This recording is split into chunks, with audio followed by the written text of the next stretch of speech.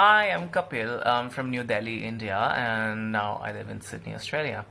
So I'm going to answer around 10 questions about me. Have you ever been harassed or troubled for being who you are? Well, yes, all through my school life, early school life, uh,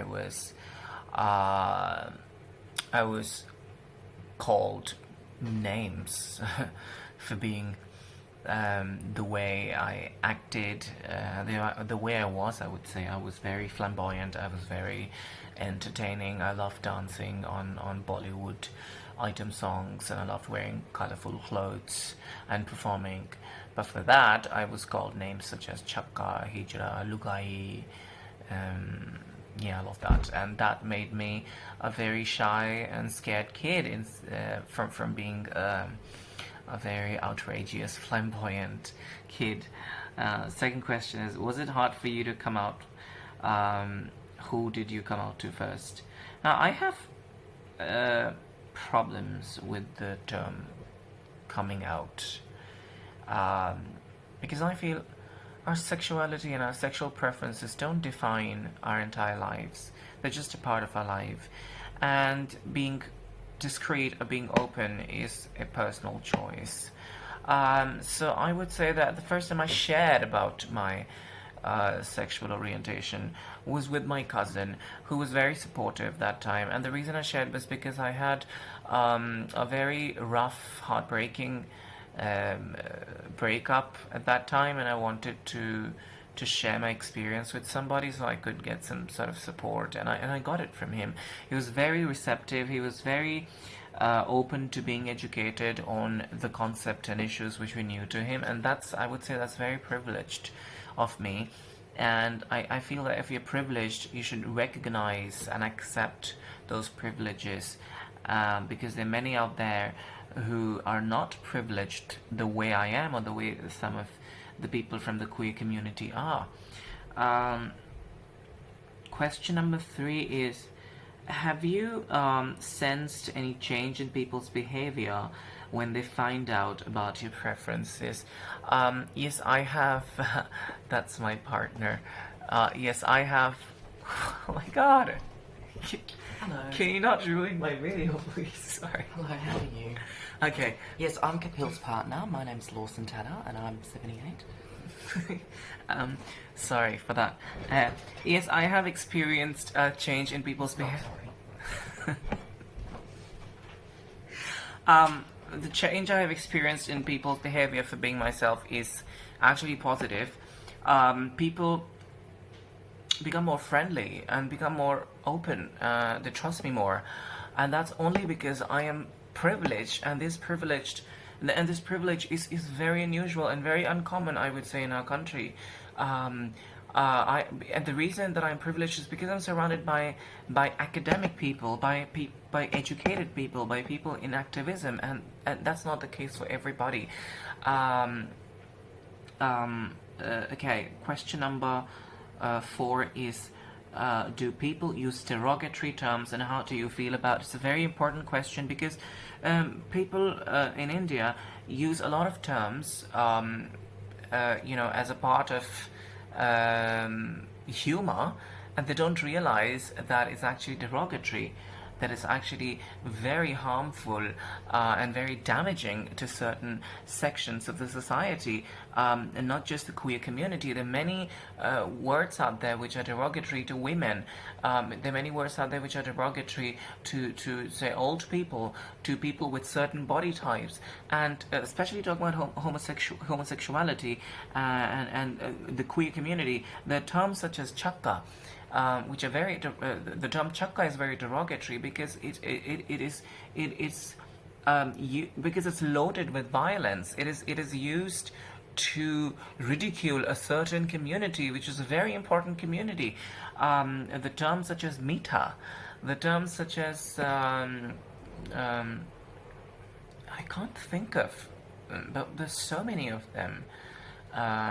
Mita, chakka, half something. I don't know. All of these terms, they are loaded with abuse, with violence, and it is not humorous to use them. And what is important is to spread awareness around these words, and not promote these, and not encourage these words, and not laugh when these words are uttered, and rather treat the people, to treat these words with absolute disgust if you hear somebody using these words.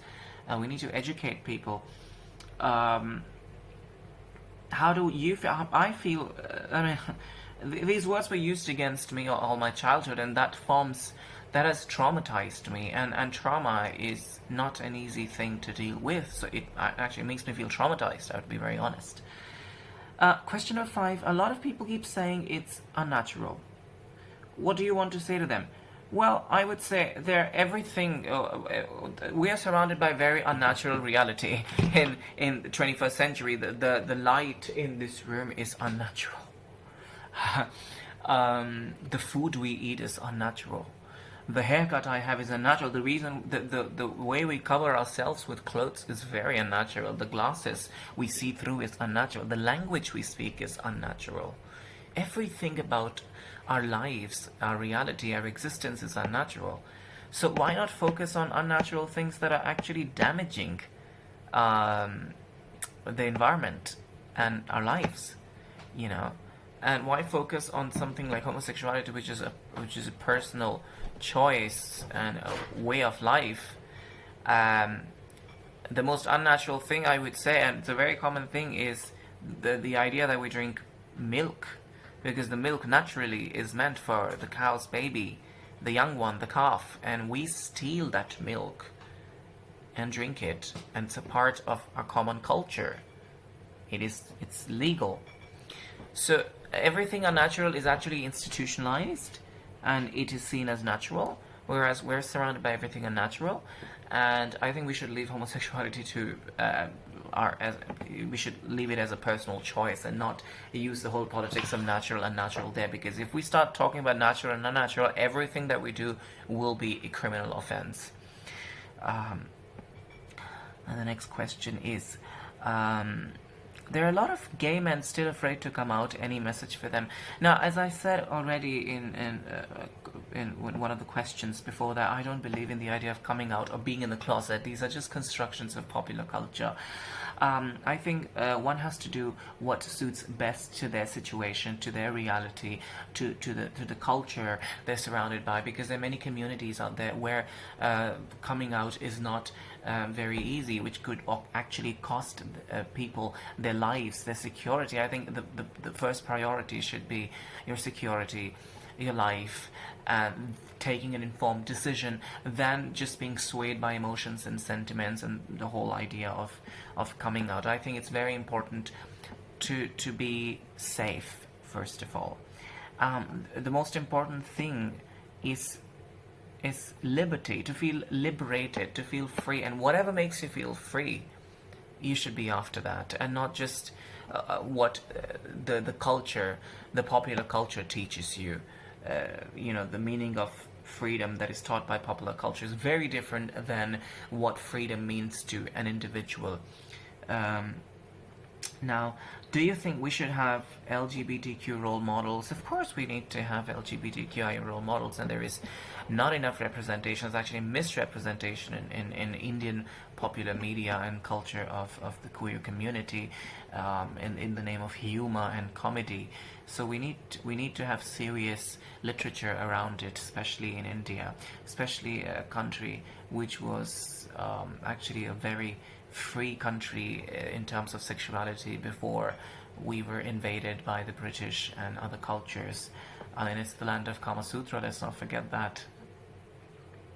Now, question number 8 is, are there any problems within the LGBTQIA community, or is it a very accepting and idealistic community? No place in the world is perfect. There are flaws within our community, within the LGBTQIA community, and those flaws are actually an imitation of the flaws which are in the heterosexual world itself. I mean, there are all kind of problems like jealousy, possessiveness. And the shocking thing is there is homophobia within homosexual community. There is transphobia within homosexual people. And there are many categories within homosexuals. You know, there'll be men. There's the whole idea of straight acting, where even though you're gay, you have to be acting straight, which is very contradictory, self-contradictory. There's this whole pressure of looking in a certain way. There's a whole pressure of being informed by the popular culture and fashion, and the whole pressure of having certain body type, of being all gym-toned, muscular. There's a lot of body shaming within the community. There's a lot of acceptance is very difficult. There's a lot of racism within the community towards gay people or transgender people of color or blacks, or you know, there's the whole concept of white cisgender masculine gays, and then the gays of color. So there's all sorts of problems are there in the community which needs to be addressed and corrected. I would say it's not an ideal world. It's very important that we become more accepting towards differences, towards diversity, and yes. The next question is: wasn't it suffocating to keep your love and feelings hidden just because society doesn't accept it? Now, yes, it has been suffocating for me, because it's not just about my sexual preferences or identity. It's more about my personality. I am not very confrontational, so I'm not able to express my honest feelings at times. So that makes me feel claustrophobic, suffocated, and anxious at times. But yes, talking about other people of the community, it could be very suffocating at times, and there have been cases of suicide within the LGBT community in rural places of India, because their love, their relationship wasn't accepted. But I'd say again, I'll reiterate, I have been very privileged in that way, and if you are privileged, you should I think recognize that privilege, accept it, and help others, and share it. Now the last question is, maybe we could ask you to share your love story. You just saw met with my partner in the most unprofessional way, I would say. I live with my partner, who is 22 years old, and I'm 27. We met when he was 18 and I was 22 back in India. He was a backpacker. He was traveling in New Delhi, and it wasn't very easy because of long distance. He was just a traveler there, but then he had to come back to Australia, and we lived apart for a very long time, for 4 years. We kept meeting in between. We would meet in Thailand, or he would come to India, but it worked out. But I think not everybody is privileged the way we are, the way we're accepted, the way we're celebrated, and I think that the only way to share it is by spreading awareness about the community, is by working, is by media and social media and popular media culture, working towards creating education, creating literature, and creating awareness around the queer issues and the problems that people of queer community face in India. Thank you so much, and happy Pride.